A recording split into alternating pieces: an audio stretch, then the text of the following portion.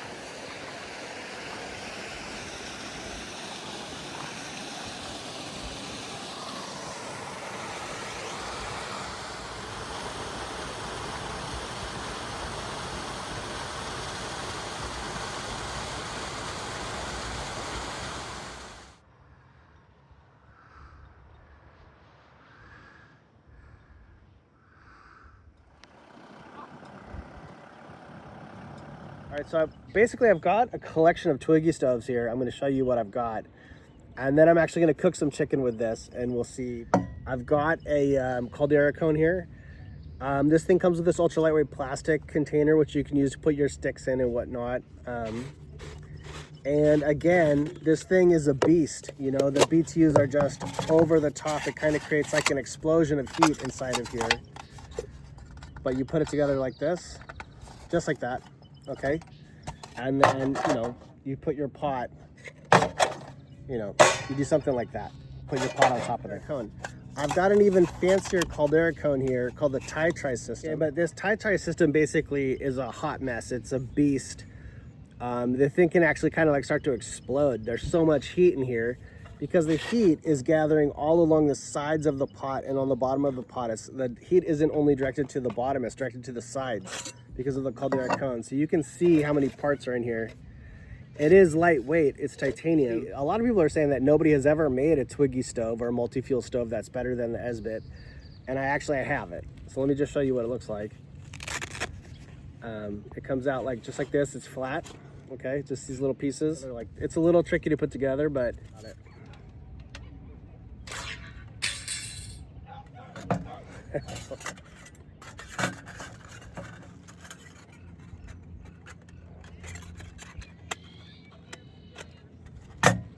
All right, so people are really saying that this is as good as it's ever going to get. So you can see how the volume is kind of similar on the two. This one's got no bottom to it. This one has a bottom to it. Okay, so people are saying there's some similarity between the Esbit and all the other twiggy stoves that are out there, and you could just get away with the Esbit. That might be true. This is my go-to Twiggy Fire stove right here. It's got this little handle that comes off. This is the 4-inch titanium Tokes frying pan, and this is the 4-inch lid that goes on it. The lid kind of goes on upside down like that, okay, and it fits together.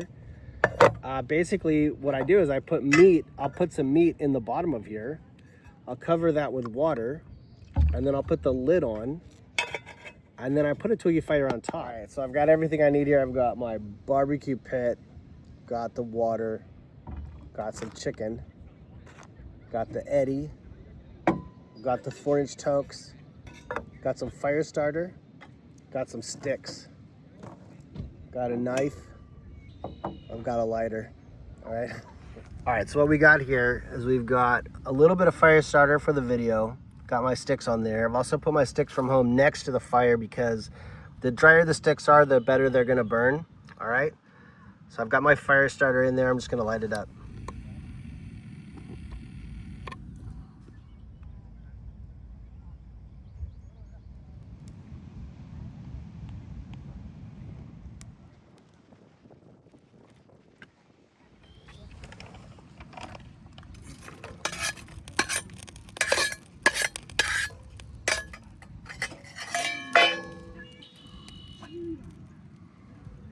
All right, so it's cool enough to touch. I'm gonna dump it out.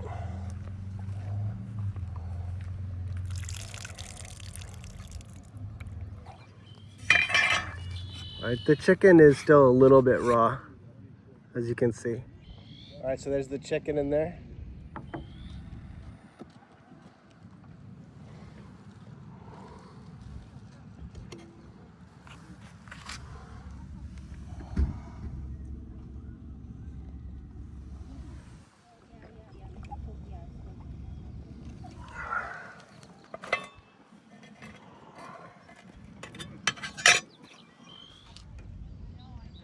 All right, so the smoke has kind of died down, but it did make quite a bit of smoke for a while. I mean, you can see the smoke still coming out of there.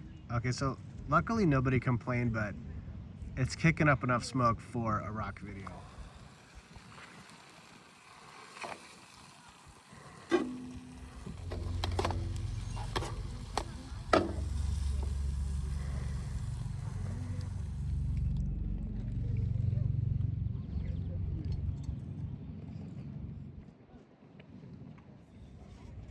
So yeah, the Goshawk Eddy, it kicked up smoke for about 30 minutes. So I got a little unlucky as far as the smoke is concerned, but it did a thorough job of cooking the food, which is what's important. And nobody complained. I guess it looked like a lot of smoke to me, but I guess my neighbors who are here, there's plenty of people here, they didn't say anything, so.